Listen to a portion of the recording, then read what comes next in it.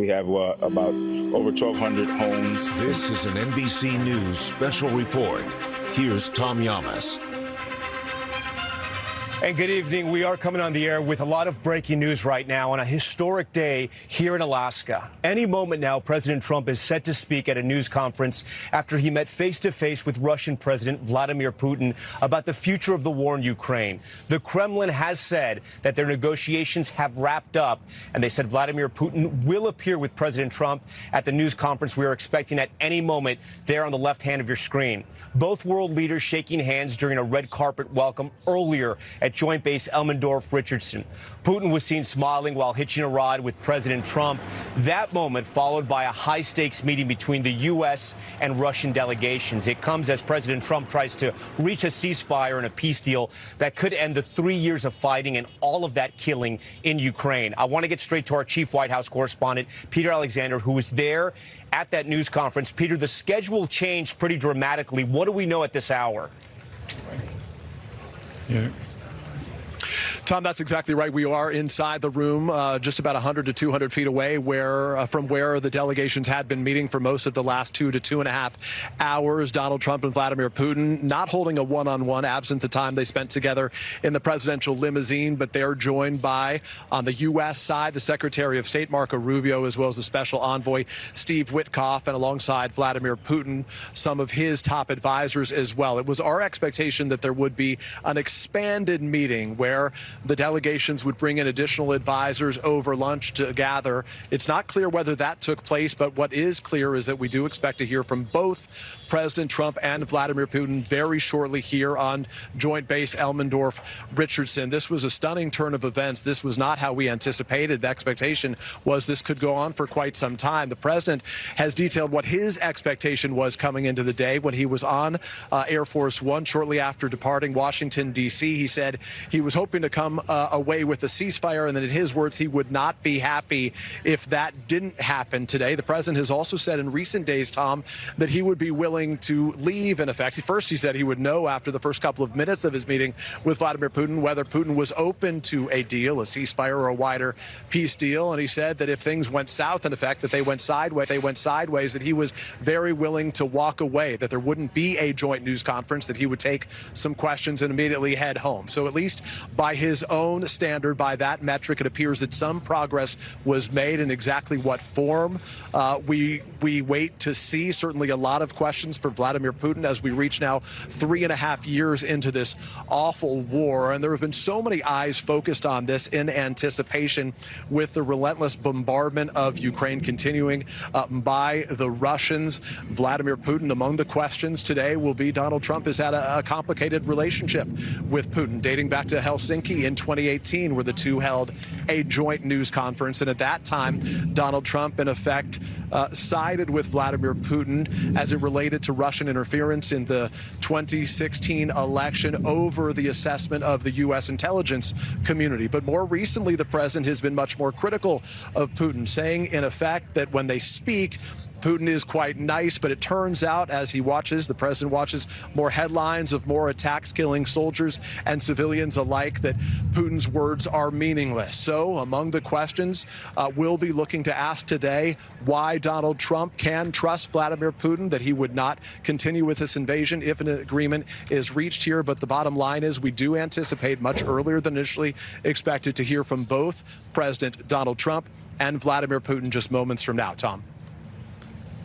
Peter, take our viewers into what you think may be happening right now. And, of course, a lot of this is fluid. There's a lot we don't know at this hour. We're going to learn in a few moments as soon as those two world leaders take to that stage. But you've covered a lot of these bilateral meetings. We saw the schedule today. What stands out to me is that this was going to be the last event for the day before Vladimir Putin jumps back on his jet and heads to Moscow and President Trump heads back to Washington, D.C. Having covered a lot of these meetings, what can we read from these tea leaves? Again, the Russians earlier today said this meeting could last 5 to 7 hours. We're about less than 3 on our clock right now. What can we sort of glean from that?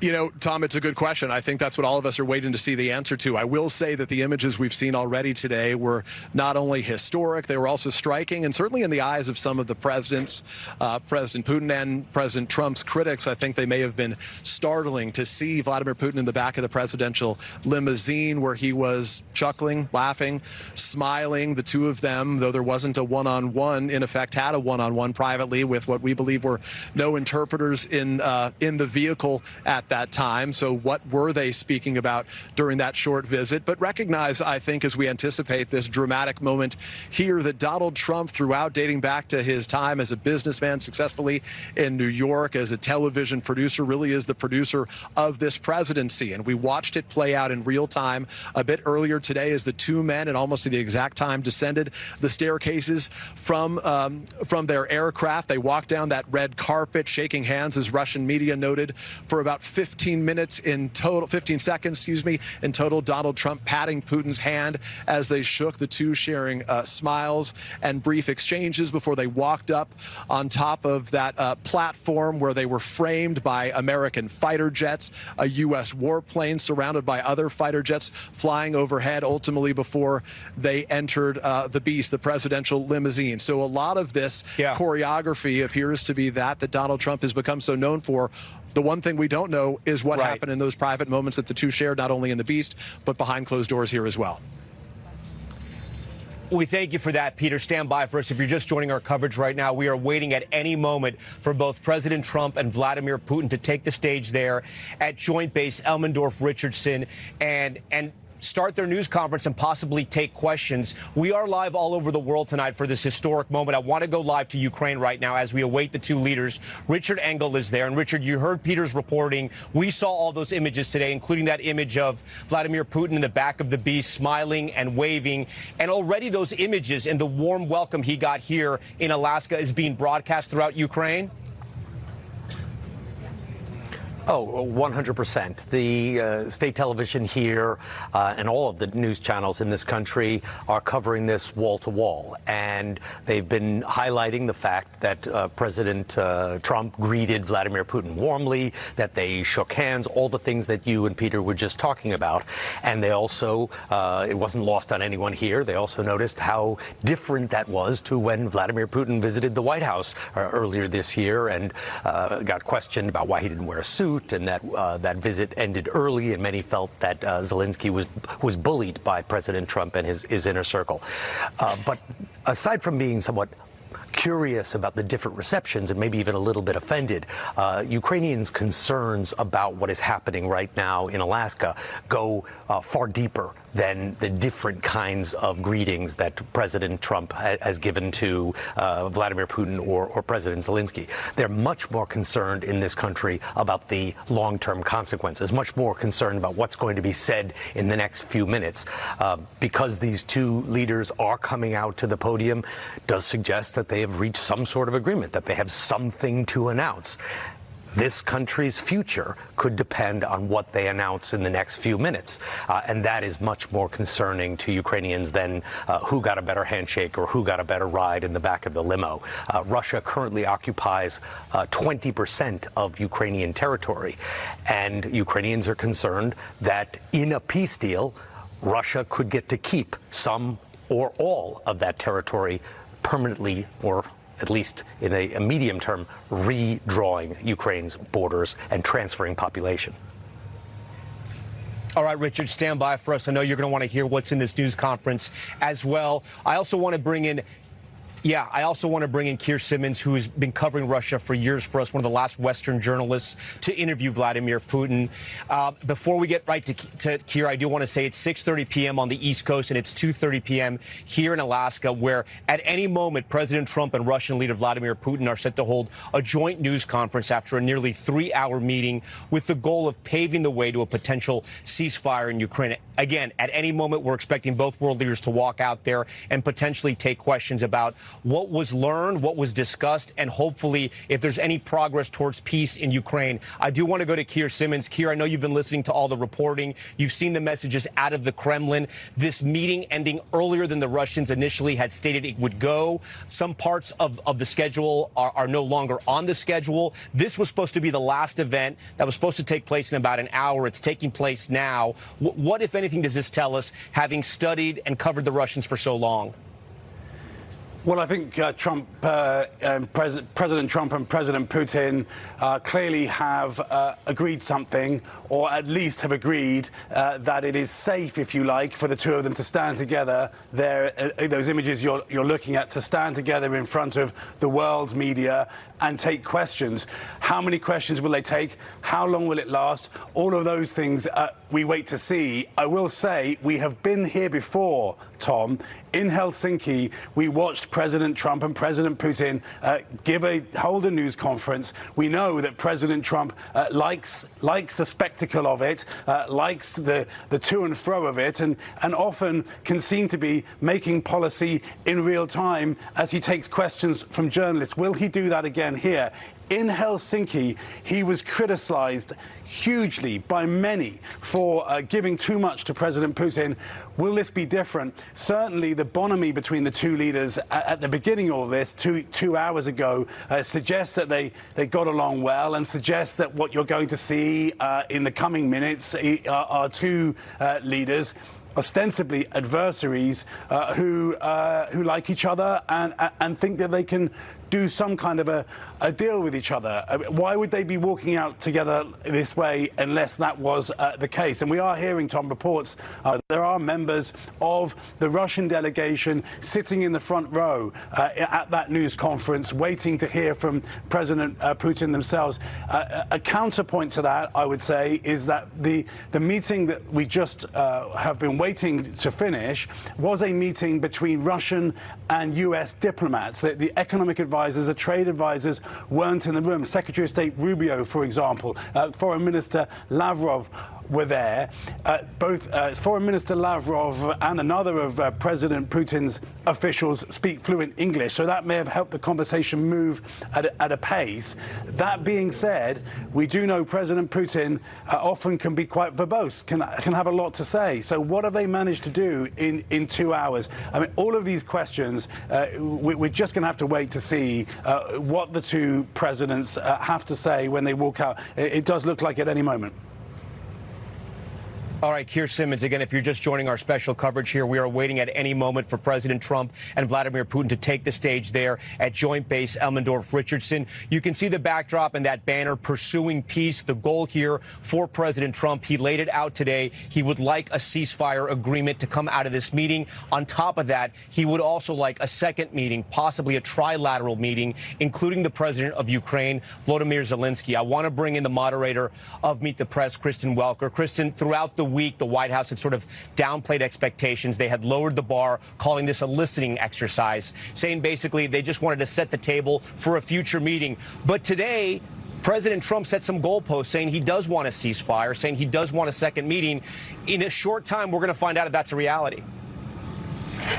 Tom, you're absolutely right. And that goalpost, I can tell you, in talking to European and Ukrainian officials throughout the course of this week, has been set by them, saying that basically a victory for President Trump would require him to walk away with an unconditional ceasefire. That word unconditional, hugely significant, Tom. They say if there are strings attached, that would be a victory for President Putin. So in talking to my sources right now, the reaction, one of waiting, watching to see what these two leaders have to say. Is this announcement one of process, or is there a real agreement that has been reached? Will there be a second meeting? And of course, the big question looming over all of this, does President Trump acknowledge that it is President Putin who is the aggressor in this case? That is what Democratic sources say they would like to hear from this president. This is, of course, a conflict that has divided the Republican Party. Some 51% of Americans disapprove of President Trump's handling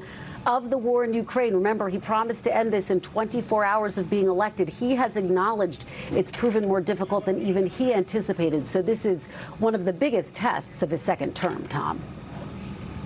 Kristen, stand by for us. We are getting some new reporting. This coming from the Kremlin. The Kremlin announcing this in Russia, that the news conference of the president of Russia and the U.S. will begin shortly. I want to go back to Peter Alexander. We see him there in the screen in front of the two podiums there. Peter, my question to you, I know you have trouble hearing because it's loud there. Do we know if the American press will be allowed to ask questions at this news conference?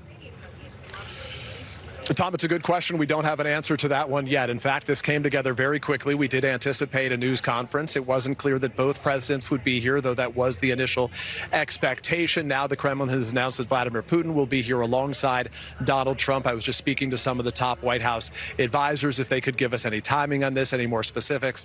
They basically said, just wait. A Russian advisor to the president moments ago telling reporters when asked what happened behind closed doors, he said, you'll have to wait to hear for yourself. So there is certainly a lot of anticipation about the way that this is going to play out right now. One in particular occurred there, whether they were able to come to some agreement on a ceasefire, whether the topic of, in the words of the president, divvying up Ukraine did come up, even though European allies and Ukraine itself have urged President Trump not to discuss that very topic without Ukraine in the room. So, in effect, we are right now in what Donald Trump in TV terms would describe as a cliffhanger. We wait to see exactly what happened here specifically as it relates to those meetings. And certainly as we've been listening to a lot of the Russian reporters here, including those from state television, they viewed this perhaps in much wider terms, beyond just the topics of a ceasefire, a potential peace deal as it related to Ukraine. They viewed this more broadly as an opportunity to restore a strained relationship between the United States and Russia, between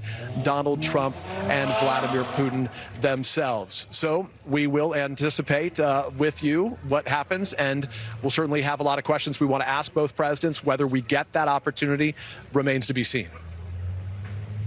Peter, before you go, because we can see from the wide pool shot where you're standing right now, you seem to be kind of close to the front row, at least from where we're looking. Can you see which members of the Trump administration or cabinet members are already there, and or the Russians, or have they not arrived just yet?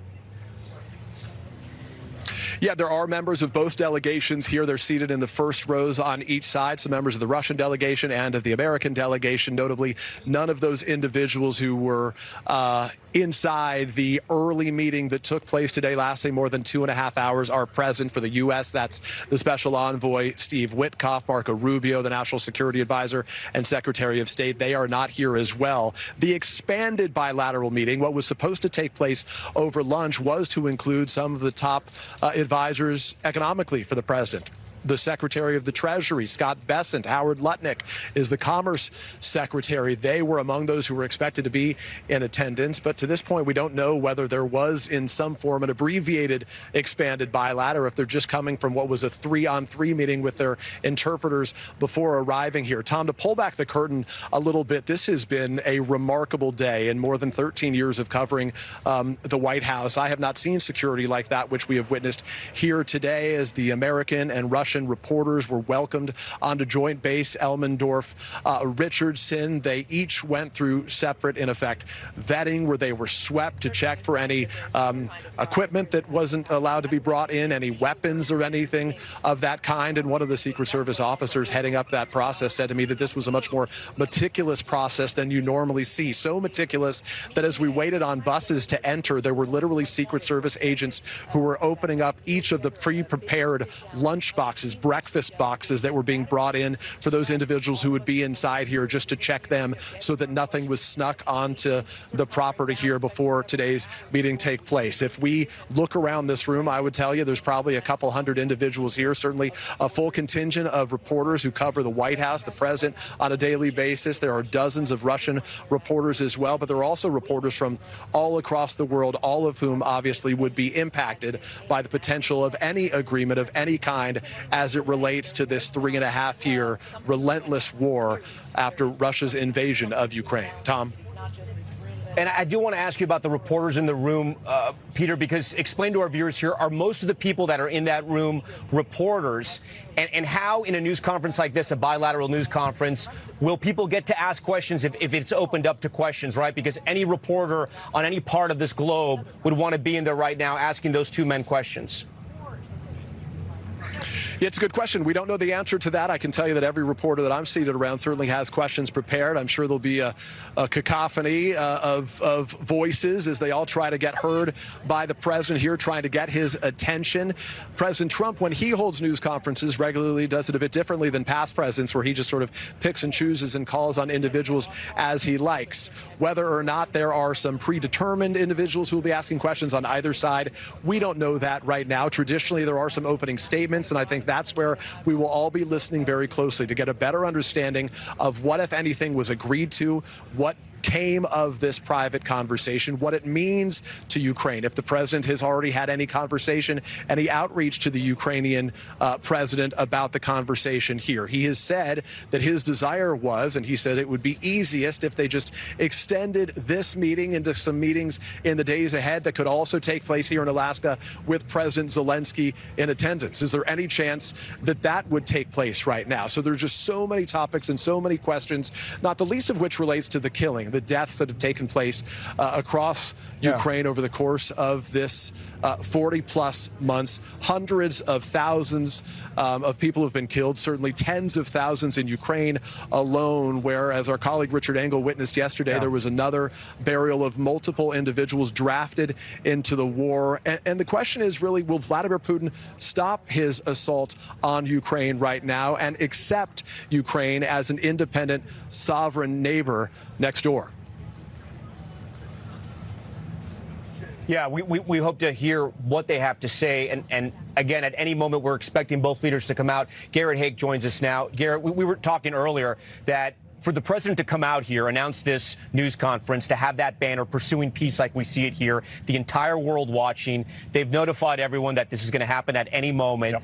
People are hoping, especially in Ukraine, that there is some progress. To come out here and not have any type of development, you can't imagine they would set all this up and have nothing to show for it, even though the schedule has changed. Yeah, look, I mean, we talk about these summits as typically highly choreographed affairs. This has clearly become improv at this point. The lunch that we expected to happen between the broader delegations has gone away. There were elements to this that we had been told would not occur, that have occurred. This press conference happening much earlier than we've expected. So I don't want to lean too heavily on precedent here, but despite the best efforts of the White House to lower expectations about this meeting today, they got ratcheted back up by the president's comments on Air Force One, suggesting he'd be very upset if there wasn't a ceasefire to announce today, and by the stagecraft of this event. This is not some small meeting to set up a larger meeting, Tom. This is very clearly something that has been amped up by the president. The fact that Vladimir Putin is still here, that there are two podiums, that they're coming out, does suggest there's some positive development. I want to key in on something that Peter said, because I think this could be the delay that we're in right now. The president said earlier in this week that Zelensky would be among the first people he would tell if there was news out of this. That could very well be what's responsible for this delay right now. Yeah, the president could be calling the leader of Ukraine, who is right now fighting a war, a wartime president, to let him know of any developments. I do want to bring in the former U.S. ambassador to Russia, Michael McFaul, who has a tremendous amount of experience in bilateral meetings, in meeting foreign dignitaries, including Vladimir Putin. Ambassador McFaul, what do you make of what we've seen so far? We were told possibly the meeting could be up to 7 hours long. It was less than 3 hours. We're awaiting this news conference. I know it's all speculation at this point, but what do you think's happening behind closed doors? Well, I'm just speculating, but I have been in these meetings with Vladimir Putin and President Obama. Sometimes the small group meeting goes longer. So the one that they just had goes so long that the larger meeting with the full delegation gets squeezed and maybe in this case canceled altogether. So that could be happening. I know the people in that delegation. I see the Russian delegation right now. I see Kirill Dmitriev's head. He is sitting right in the front row. And that suggests to me that the press conference is going to happen before lunch or there's no lunch, because he was supposed to be one of the delegates in the wider meeting.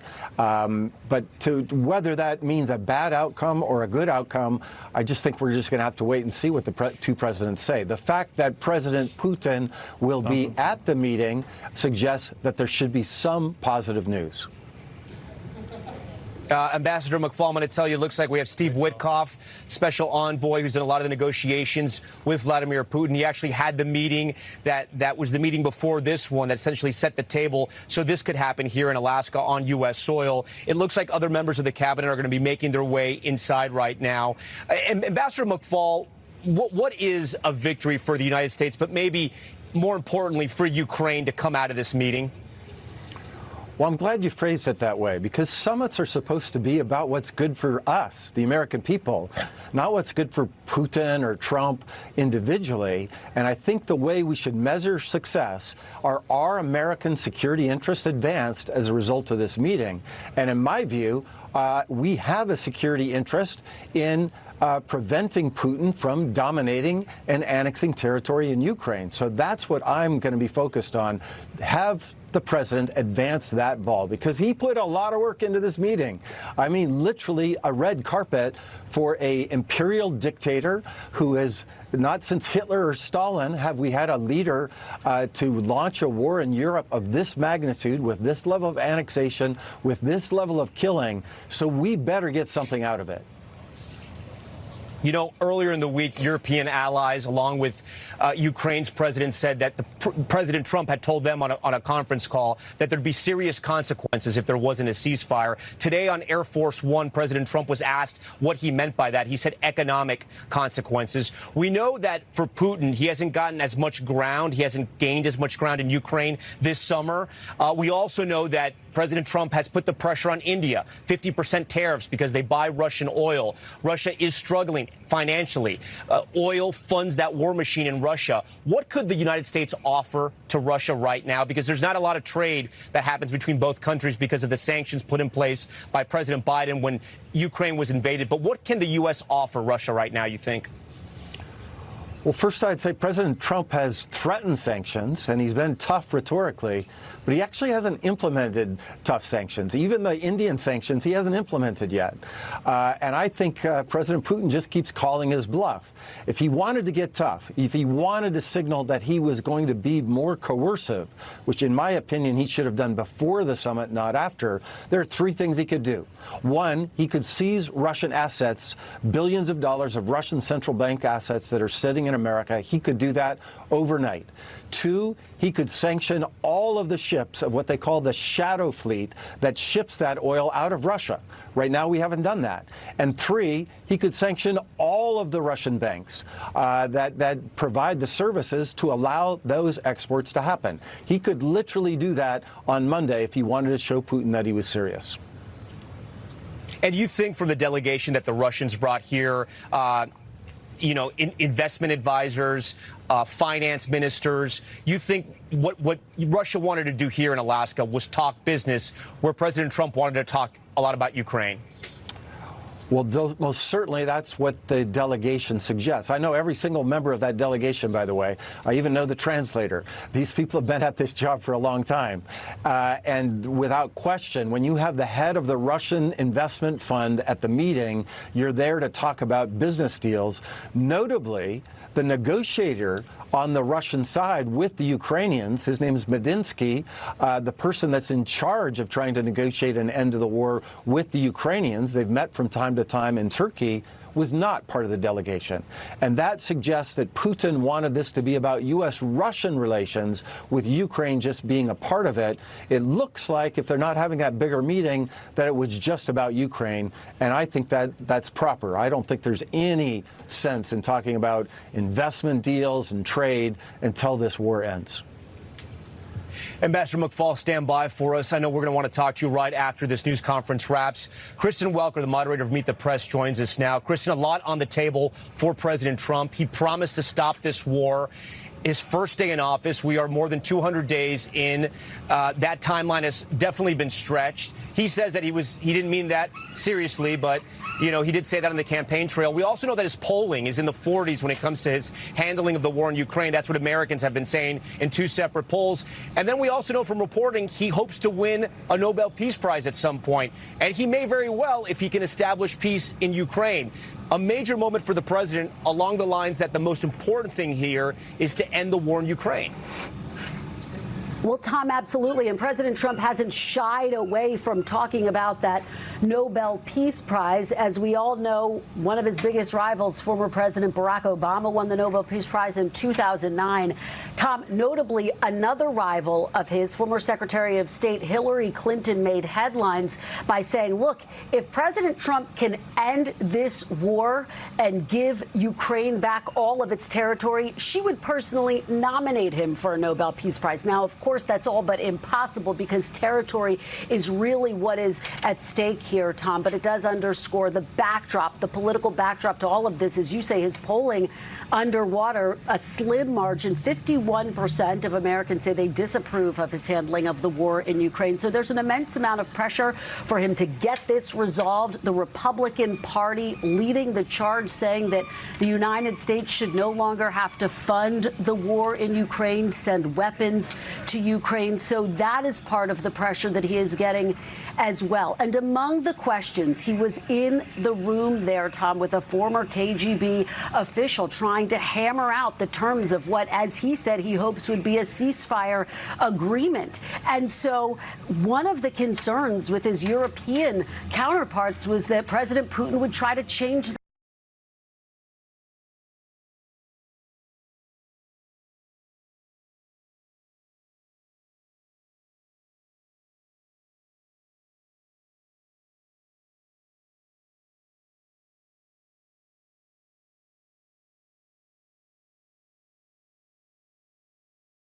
It looks like the two leaders of Russia and of the United States will be walking out shortly. We also anticipate possibly they will take questions from the scores of journalists that are filling those chairs right now at Joint Base Elmendorf-Richardson. Our reporter, Peter Alexander, is there. The Secretary of State and National Security Advisor, Marco Rubio, along with Steve Witkoff as well. The envoy who sort of set the table for this meeting has been traveling really around the world to both Israel and trying to establish peace there, but also Russia, somewhat freelancing in the role. It kind of goes wherever the president wants to send him.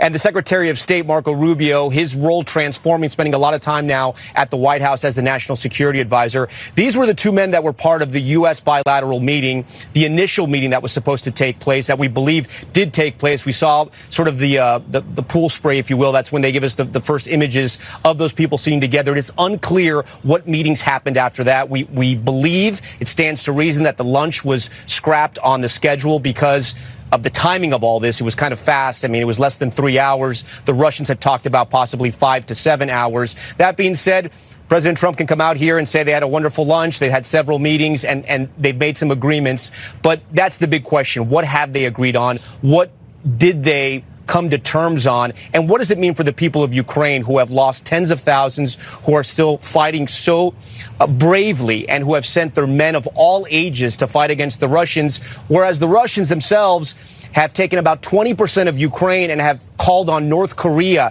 and even their own prisoners to fight this war, even asking North Korea for ammo and weapons as well, as the U.S. has sort of had a back and forth with Ukraine over those weapons as well. No doubt Ukraine could not fight this war without the help of the United States. Kristen, if I still have you here, the relationship between President Trump and Volodymyr Zelensky has evolved over the years.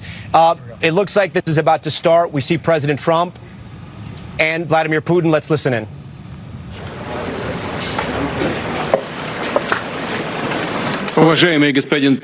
Mr. President, ladies and gentlemen, our negotiations have been held in a constructive atmosphere of mutual respect. We have very thorough negotiations that were quite useful. I would like to thank once again my American counterpart for the proposal to travel out here to Alaska. It only makes sense that we've met here because our countries, though separated by the oceans, are close neighbors. So when we've met, when I came out of the plane and I've said, "Good afternoon, dear neighbor. Very good to see you. In good health and to see you alive." I think that is very neighborly. And I think that's kind words that we can say to each other. We're separated by the Strait of Bering, though there are 2 islands only between the Russian island and the U.S. island. They're only 4 kilometers apart. We're close neighbors, and it's a fact. It's also important that Alaska has to do with our common heritage, common history between Russia and the U.S., and many positive events have to do with that territory. Still, there is tremendous cultural heritage back from the Russian America. For example, Orthodox churches and a lot of more than 700 geographical names of Russian origin. During the Second World War, it was here in Alaska that was the origin of the legendary air bridge for the supply of military aircraft and other equipment under the Lend-Lease program. It was a dangerous and treacherous route over the vast emptiness of ice. However, the pilots of both countries did everything to bring closer the victory. They risked their lives and they gave it all for the common victory. I was just in the city of Magadan in Russia, and there is a memorial there dedicated to the Russian and the U.S. pilots. And there are 2 flags, the U.S. flag and the Russian flag. And I know that here as well there is such a memorial. There is a military burial place several kilometers away from here. The Soviet pilots are buried there who died during that dangerous mission. We're thankful to the citizens and the government of the U.S. for carefully taking care of their memory. I think that's very worthy and noble. We'll always remember other historical examples when our countries defeated common enemies together in the spirit of battle camaraderie and allyship that supported each other and facilitated each other. I'm sure that this heritage will help us rebuild and foster mutually beneficial and equal ties at this new stage, even during the hardest conditions. It is known that there have been no summits between Russia and the U.S. for 4 years, and that's a long time. This time was very hard for bilateral relations, and let's be frank, they have fallen to the lowest point since the Cold War. I think that's not benefiting our countries and the world as a whole. It is apparent that sooner or later we had to amend the situation to move on from the confrontation to dialogue. And in this case, a personal meeting between the heads of state has been long overdue. Naturally, under the condition of serious and painstaking work, and this work has been done in general. Me and President Trump have very good direct contact. We've spoken multiple times. We spoke frankly on the phone. And Special Envoy of the President, Mr. Witkoff, traveled out to Russia several times. Our advisors and heads of foreign ministries kept in touch all the time. And you know fully well that one of the central issues was the situation around Ukraine. We see the strive of the administration and President Trump personally to help facilitate the resolution of the Ukrainian conflict. And his strive to get to the crux of the matter, to understand this history, is precious. As I've said, the situation in Ukraine has to do with fundamental threats to our security. Moreover, we've always considered the Ukrainian nation, and I've said it multiple times, a brotherly nation, however strange it may sound in these conditions. We have the same roots, and everything that's happening is a tragedy for us and terrible wound. Therefore, the country is sincerely interested in putting an end to it. At the same time, we're convinced that in order to make the settlement lasting and long-term, we need to eliminate all the primary roots, the primary causes of that conflict. And we've said it multiple times, to consider all legitimate concerns of Russia and to reinstate a just balance of security in Europe and in the world on the whole. And I agree with President Trump, as he has said today, that naturally the security of Ukraine should be ensured as well. Naturally, we are prepared to work on that. I would like to hope that the agreement that we've reached together will help us bring closer that goal and will pave the path towards peace in Ukraine. We expect that Kiev and European capitals will perceive that constructively and that they won't throw a wrench in the works. They will not make any attempts to use some backroom dealings to conduct provocations to torpedo the nascent progress. Incidentally, when the new administration came to power, bilateral trade started to grow. It's still very symbolic. Still, we have a growth of 20%. As I've said, we have a lot of dimensions for joint work. It is clear that the U.S. and Russian investment and business cooperation has tremendous potential. Russia and the U.S. can offer each other so much in trade, digital, high-tech, and in space exploration. We see that Arctic cooperation is also very possible, and our international context, for example, between the Far East of Russia and the West Coast of the U.S. Overall, it's very important for our countries to turn the page, to go back to cooperation. It is symbolic that not far away from here, at the border between Russia and the U.S., there was a so-called international date line. I think you can step over, literally, from yesterday into tomorrow. And I hope that we'll succeed in that, in political sphere. I would like to thank President Trump for our joint work, for the well-wishing and trustworthy tone of our conversation. It's important that both sides are result-oriented, and we see that the President of the U.S. has a very clear idea of what he would like to achieve. He sincerely cares about prosperity of his nation. Still, he understands that Russia has its own national interests. I expect that today's agreements will be the starting point not only for the solution of the Ukrainian issue, but also will help us bring back business-like and pragmatic relations between Russia and the U.S. And in the end, I would like to add one more thing. I'd like to remind you that in 2022, during the last contact with the previous administration, I tried to convince my previous American colleague that the situation should not be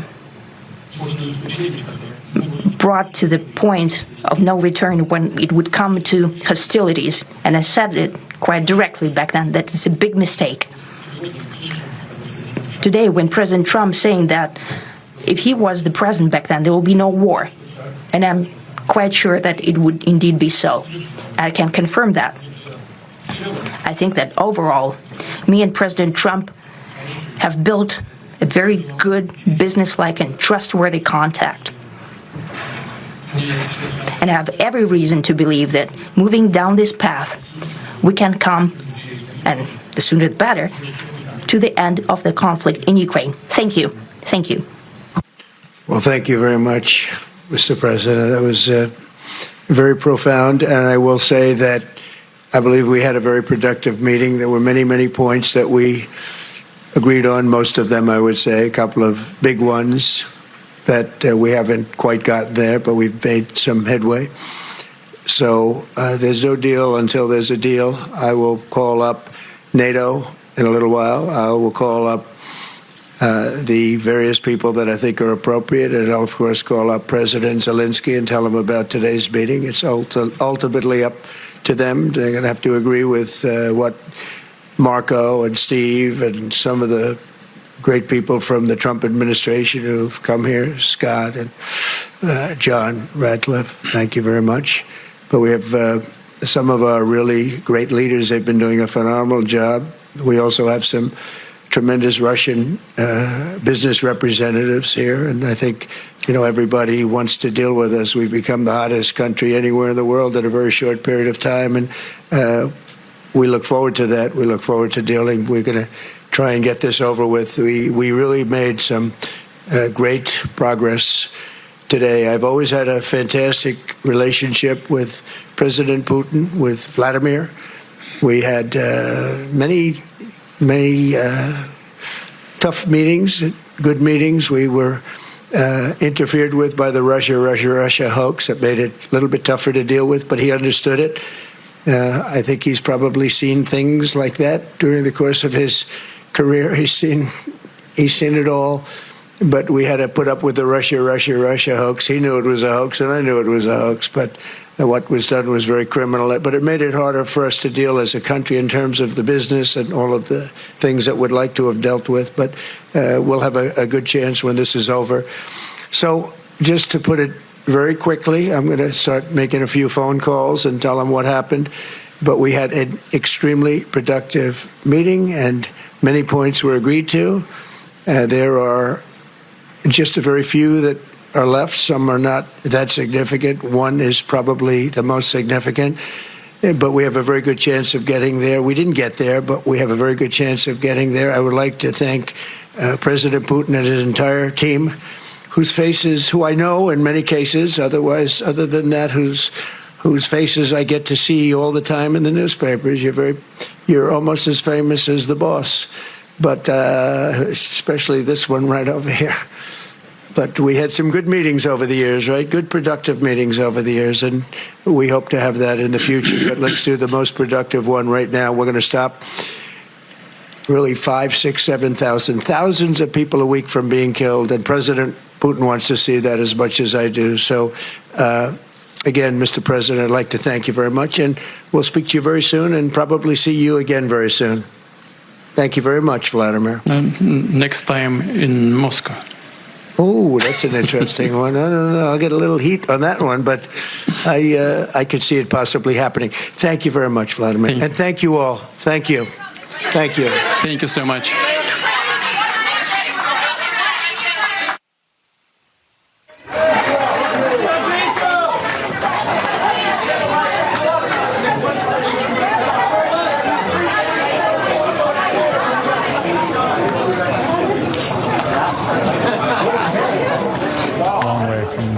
Whatever they So we have just been watching this news conference between President Trump and Vladimir Putin, and it is strikingly unclear what, if anything, was accomplished here. The president saying there is no deal until there is a deal, saying they have disagreed on some major points, but they've agreed on other points, that he's going to call NATO now. He's going to call President Zelensky. But this is quite incredible. Under the banner of pursuing peace here in Alaska on U.S. soil, Vladimir Putin's first trip to the U.S. in nearly a decade, it is unclear what they've accomplished. It is unclear what they've agreed on. And more importantly, it is unclear what this means for the people of Ukraine that are currently fighting a war against Russia that has invaded their territory. Peter Alexander was in that room there. Peter, they were dropping sort of some nuggets here and there, but it's really unclear what they've agreed upon. Putin spoke a lot about a cooperation with the U.S., possibly in trade, in space, and high tech. I mean, a lot of platitudes were discussed, nothing concrete. What is your takeaway from what we just heard there? Hey, Will, can you hear me? Well, first of all, this is one of the very few times, Tom, I think we can say that the President of the United States had few words. How many times have we seen him where he took questions for hours and hours today, not taking a single question from reporters in the room, leaving unanswered a series of questions like, is there any ceasefire that was agreed to? It appears clear that there was not, at least from him saying there's no deal until there is a deal. He said there has been significant, as he described it, progress that's been made. A couple things are striking here. You'll remember the president earlier today, as he was departing Washington aboard Air Force One, said he was not going to be happy if there was no ceasefire reached. He would be willing to walk away from this without a news conference and fly back home. Obviously, he stuck around, but it doesn't appear that he came away with what he was hoping to come away with. What is still up in the air is what this means for Ukraine. I was struck by what we heard from Vladimir Putin, who in effect said that they had a series of conversations, and among those things that need to be addressed are the origins of this war, in effect blaming Ukraine for this war. I think most would agree, all should agree, that this was a war started by Russia, but it's unclear if Donald Trump supports the idea of an independent, sovereign Ukraine next door to Russia, why he would trust Vladimir Putin to stop the killing of soldiers and civilians alike. There are so many questions that remain unanswered. It's not just the future of Ukraine that remains up in the air, but ultimately its impact throughout that region. We're going to be working our sources right now. We are told that the reporters who were traveling aboard Air Force One have already been rushed out of the room gathering. That would indicate that they are going to be heading home very soon, that there are no extended conversations to take place later. But honestly, Tom, we've really never seen anything like this from a president who produced much of today's events right now and left with sort of leaving us again with a cliffhanger in effect.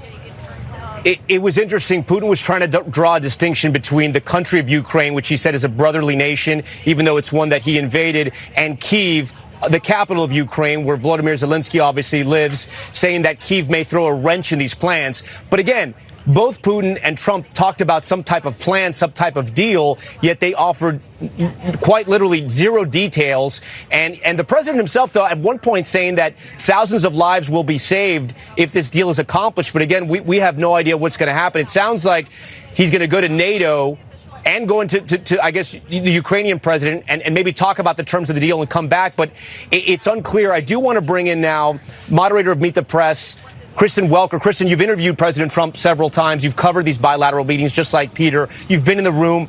Look, if we start to read what's happened so far, a lot of the meeting was scrapped. It was shorter than we thought it was going to be. There's a news conference. No questions are taken. And now both leaders are on their way back to, Putin's back to Russia, President Trump back to D.C. What can we read from all this? This is an extraordinary turn of events, Tom. Peter laid it out well. The fact that this feels rushed, the fact that we just heard from both leaders, and yet it's very cloudy in terms of what exactly was discussed, what was accomplished. They offered few, if any, specifics, Tom, and they took no questions. This is a president who relishes taking questions. The Russian president relishes taking questions when he holds his annual news conference that can last for hours on end. So the fact that this was so clipped, the fact that you heard from a somewhat muted President Trump underscores that he is not walking away from the ceasefire with a ceasefire agreement that he was hoping for. Remember, those were the terms that he laid out at the beginning of this day. That was how he was defining victory: an immediate ceasefire, an unconditional ceasefire. We did not hear the term ceasefire uttered. We didn't hear any end to the fighting talked about. And that really was the goal to this meeting, and to get a second meeting. Will there be another meeting with President Zelensky? I'm starting to get some reaction, Tom. A European source telling me this was a big nothing burger. A Republican ally of President Trump saying it's a very good start, but not providing any details. And a Democratic source saying it's really unclear what exactly happened here. So I think the broad reaction, watching and waiting to see if more details start to emerge, if anything was actually accomplished. And again, that critical question, Tom, will there in fact be another meeting? It seems far off based on the tone. Another meeting that would involve Zelensky, but we'll have to see. Not only that, Christian, I mean, we have to know Putin somewhat made a joke about the second meeting happening in Moscow. So to me, that telegraphs a little bit about the seriousness, or maybe lack thereof, of a second meeting, and that they're not quite there yet. I understand you're hearing from your Republican sources as well about this being a good start. It's sort of hard to understand that because we don't understand it's the start of. People in the world, Ukraine obviously hoping this was the first step towards a path of peace. But again, it very may will be, but we don't know that quite yet because we don't understand what he's going to tell NATO and or the Ukrainian president. I do want to go to Richard Engel, who's live tonight for us in Ukraine. Richard, you've been listening to all of this. I'm sure Ukraine, it is very late over there in Ukraine. In the morning, they will wake up to these headlines. But I got to think people in Ukraine are going to be waking up wondering what just happened and what was accomplished. While this may be unsatisfying, Tom, this was actually very good news for many in Ukraine. Ukrainians have been expressing deep concern that Putin or Trump would come out today and announce a deal, and announce that a ceasefire deal had been reached, or announce that a full agreement had been reached without the Ukrainians in the room. Instead, we saw President Trump acting very cautiously.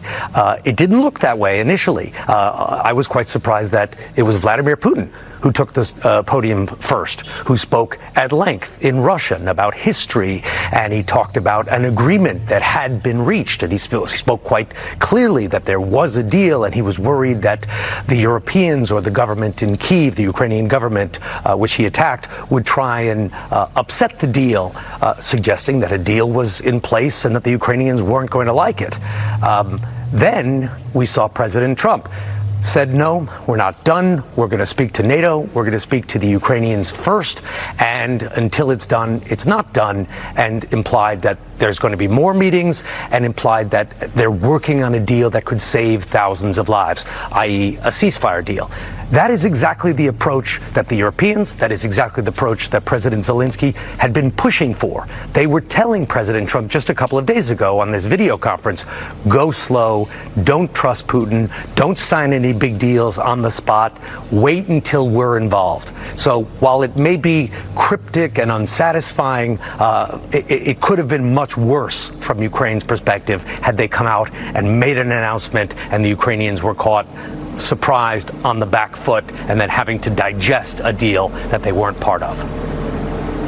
It's a great observation, Richard. Stand by for us. I want to bring in Keir Simmons, who has covered Russia for so many years for us. Keir, you know a lot of those players in the room. You've interviewed Vladimir Putin one-on-one. Talk to me about what you thought about what Putin had said in his remarks. And there was that moment where President Trump was sort of having some fun with Sergei Lavrov, the foreign minister, and trying to give the press conference a moment of levity there with no deal announced, but there may be a deal that we just don't know about that the president is presenting to NATO and the Ukrainian president before he announces to the world. How did you interpret Vladimir Putin's comments? Yeah, I mean, President Trump was almost trolling Sergei Lavrov, wasn't he? The arch troller-in-chief of Russia. He's so good at it himself. I had to sit there and have President Trump turn the tables on him, in a sense. I thought President Putin's face was interesting after he made his statement. It wasn't the smiles and the laughs that you saw in the beast, in the presidential vehicle on the way to the conversation. I think it's interesting that President Putin had his trade negotiator sitting there in the front row, had flown all that way. And one point to make here, Tom, is, this is the heart of August. This is right in the middle of Russian vacation time. President Putin has pulled all of these Russian officials across the world to do this, and some of the meetings, it appears, haven't happened, and the lunch hasn't happened. To put it another way, this is not Helsinki, which is the famous news conference that President Trump and President Putin last held, where President Putin was hugely criticized for seeming to give President Trump was hugely criticized for seeming to give President Putin all of the running. When we talked before the summit, Tom, we talked about that example of President Trump's meeting with Kim Jong-un, where it was bonhomie and friendship, but then President Trump walked away. Is that what's happened here? One of the aspects of this that everyone is pointing out, and everybody is right to, is that we need to wait and see what we discover. Both sides, and by that I mean both the US, the Trump administration, and the Russians will be spinning, heavily spinning in the hours ahead. There are officials on both sides who want to make this look good, be positive, and they will be, the Russians certainly will be out there telling their own journalists and therefore the world what happened here. One other point, though, as a counterpoint really, is of course President Trump did not walk out and say, well, we haven't reached a deal, so therefore tariffs and sanctions, I'm going to impose that 50% sanction on tariff on India. I'm going to double down on support for Ukraine. He didn't say any of that. And just remember that I think just a week ago or so, President Trump had a deadline for President Putin where he said, if you don't agree to a ceasefire, I am going to really punish you. He didn't say that in that meeting, and it may be that in the days ahead, that will be assessed as a win for President Putin, that in a sense, coming to this meeting, having all of these images beamed around the world and walking away without any agreement but without any punishment, that will be assessed as a win. But we really do need to hear the details of what really happened, and neither of those leaders gave us that in that news conference. Yeah, not even a little bit. All right, Keir, stand by for us. We've just learned that Sergei Lavrov was asked by reporters several questions as he walked by reporters. He didn't answer any of the questions. He just continued on his way. I want to bring in Garrett Haake here. Garrett, listen, President Trump 2.0, this new administration, the second time around, he's learned a lot. You can, whether you like the president or not, he's much more disciplined in a lot of ways. His team's a lot more disciplined. There may very well be a great deal on the table, and they're just staying tight-lipped about it to make sure they have all sides to agree, and they'll announce it at a later date. That's not President Trump's usual style, especially when you have a backdrop like this in the world watching. He wants to deliver for his audience, but that could be the case. Look, obviously it's a very complex situation, but I will say it is very unusual that both Vladimir Putin's spoke first and for more than twice as long as President Trump did, having the first opportunity to categorize what happened in this meeting. But the president chose to take no questions, though he's expected to give at least one interview tonight, so we may hear from him. And then I'm not hearing, and our colleagues I'm in contact with aren't hearing anything from our sources within the administration offering even an early spin on what would make this meeting here today a success. What I'm seeing from some of the MAGA allies of the president, some of his biggest allies on the internet, are tweets about, comments about how Vladimir Putin affirmed that if Trump were president in 2022, this war wouldn't have started in the first place. Tom, that's not what this meeting was about. No one's having that argument. Now, explain this to our viewers. When you're watching news conferences like this, you're on your phone, you're reaching out to different people in the administration, Republicans, people that are watching, and usually in these situations when things go well, your phone's blowing up with positivity. It's just quiet. That's right. I mean, the president and his allies are very good at amplifying his message, and usually there's a pretty clear, it's usually pretty easy to tell what the message is that they want to be the key takeaway if they feel like something has been a success. That they are so quiet in this instance could be surprising given the overall sensitivity of this, but when you consider how many people were in the room, this 3-on-3 versus a 1-on-1, and the fact that so many officials were here preparing for such bigger meetings, this seems like a disappointment on its face. Again, I don't want to prejudge it, but there's no one out here claiming that this was a victory. There was a lot of hype about this being an historic meeting, and other than the pictures, which will live forever on this, it's not at all clear what was achieved, if anything. Because we talk about the Russian delegation. You had finance ministers here. You had investment envoys here. You had defense ministers. I mean, the Russians brought their team to Alaska, and it's unclear why these meetings ended so early. They didn't address that in the news conference. Peter Alexander is still there. He was witnessing this up close, just steps away from that podium. Peter, have we gotten any more information on the two countries? We've been waiting to hear those jets roar and take off over our heads as either Vladimir Putin heads back to Russia or the president heads back to D.C. Do we know anything more about the schedule? And is this summit essentially over? It's a good question. We have no indication that there are any additional meetings taking place here, though I haven't heard the roar of either engine. They were parked on tarmacs not far from us right now. Tom, I'm struck by a couple of things as the president prepares to leave here in Alaska. First, his desire, of course, that this would be an extended trip where Volodymyr Zelensky would be brought here, as he said, because that would be easiest to come up with a deal to end this war. But separately, I'm struck by what I think a lot of critics are going to note right now, which is, in effect, that the Russian President Vladimir Putin appears to have gotten most everything that he wanted from this visit here. He got a photo op with the President of the United States where the red carpet was rolled out. They shared the stage and handshakes and smiles. They also shared a ride in the Beast. Separately, there is no, at least as it appears at this time, ceasefire that was agreed to, which is to say that Vladimir Putin can continue his offensive taking place in Ukraine right now. And finally, perhaps most notably, he avoided sanctions, additional sanctions that were supposed to go into effect this time last week. You'll remember it was a week ago that was in effect the deadline day for more sanctions to be levied by the United States against Russia unless this war came to an end, unless they agreed to a ceasefire. Well, it doesn't appear that those new sanctions have gone into effect right now, and if nothing else, this extends that window for the Russians. So I think in many ways, a lot of critics of this visit in particular will view that as one way that Vladimir Putin won. Donald Trump will suggest that he had some success because he was able to make some progress. What that progress is remains unclear, but as Richard and our colleagues have indicated, perhaps for the Ukrainians in particular, they can rest assured that no deal was reached without them present, which allows in some form this to extend. The sad fact, though, is that that means the war in Ukraine also continues unabated. Yeah. Tom? And all that killing. Peter, we thank you. Stand by for us. Speaking of Richard Engel, I want to go to him now. He's live in Ukraine for us. Richard, I know you've been sort of analyzing everything that we've been analyzing and try to glean anything from the statements that were made. One important thing President Trump did say that we should note, saying that they agreed on a lot of small things, but there was one big thing they couldn't agree on, that they weren't able to agree on one big thing. We don't know what that big thing is. It could have been the land swap. It could have been the territory that Russia has sort of conquered at this point, 20% of Ukraine. We don't know what that is. But you're from the school of thought from seeing this. You think that possibly there could be a real deal on the table, and President Trump is essentially waiting for approval from all sides? Well, Vladimir Putin was certainly talking about a deal as if a deal has been done. And President Trump was saying that they've agreed on a lot of points, but not one, and that he's got to talk to NATO, he's got to talk to President Zelensky. He had just agreed to President Zelensky and European allies, including the Secretary General of NATO, that he would do exactly that he wouldn't go to Alaska, that he wouldn't sign his name on the dotted line, and he wouldn't make any rushed agreements.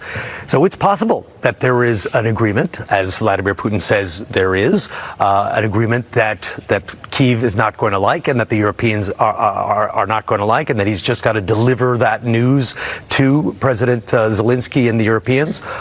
But that is still, that means that this process is still underway. It means that the President Zelensky gets a vote. That means that the Europeans can add their concerns.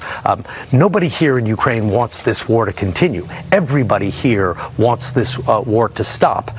But what Ukrainians are concerned about is that if President Trump or Vladimir Putin today had announced a deal unilaterally, that it wouldn't stop the war, that it would just set up a bigger, more serious conflict in which more Ukrainians would lose their lives. So it's not that Ukrainians are anxious to keep this war going and that they want to keep sending their sons and daughters to the front lines every single day, but they thought a bad deal is worse than no deal. And it seems like there's still possibility to reach a better deal.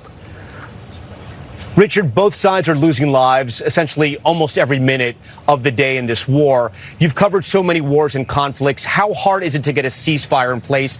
And maybe the better question is, how quickly will it take for a ceasefire to really be active in this region? Because the president mentioned something about saving thousands of lives every day.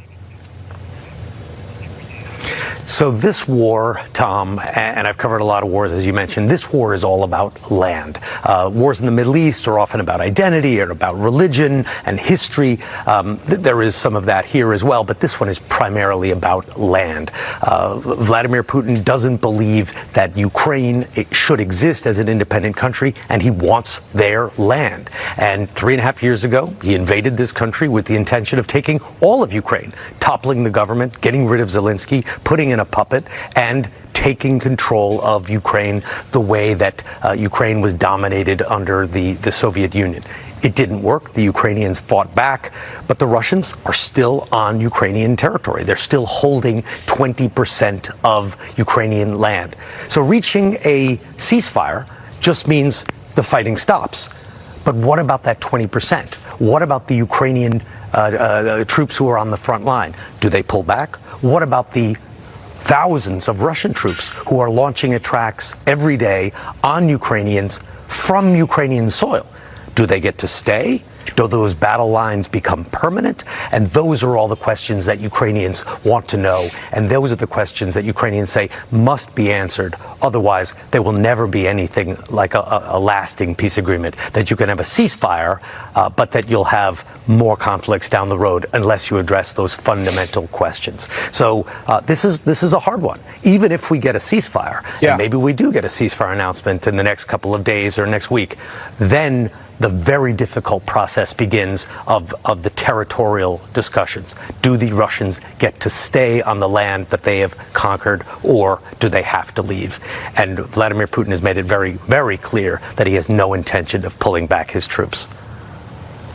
Richard Engel, we thank you. Garrett Haake, while I have you for less than a minute here, President Trump will return back to Washington, D.C. He's going to be handling a lot, but this is not going to go away anytime soon. No, it's not. And perhaps even before he takes off, Tom, we're going to have what will be the most scrutinized conference call, perhaps, in history of this conflict. The president said he would brief European leaders and President Zelensky on what exactly went down during this summit, which President Putin described as an agreement and one that he didn't want to see European leaders interfere with. What comes out of that call will, I think, set up the next stages in this conflict and the discussions to end it. All right, Garrett Haake, first, Garrett, we thank you. That concludes this NBC News special report. We'll have much more coverage on our streaming network, NBC News Now, online at NBCnews.com, and I'll see many of you in just a minute for Nightly News. I'm Tom Yamas, live in Anchorage, Alaska. We thank you for watching tonight.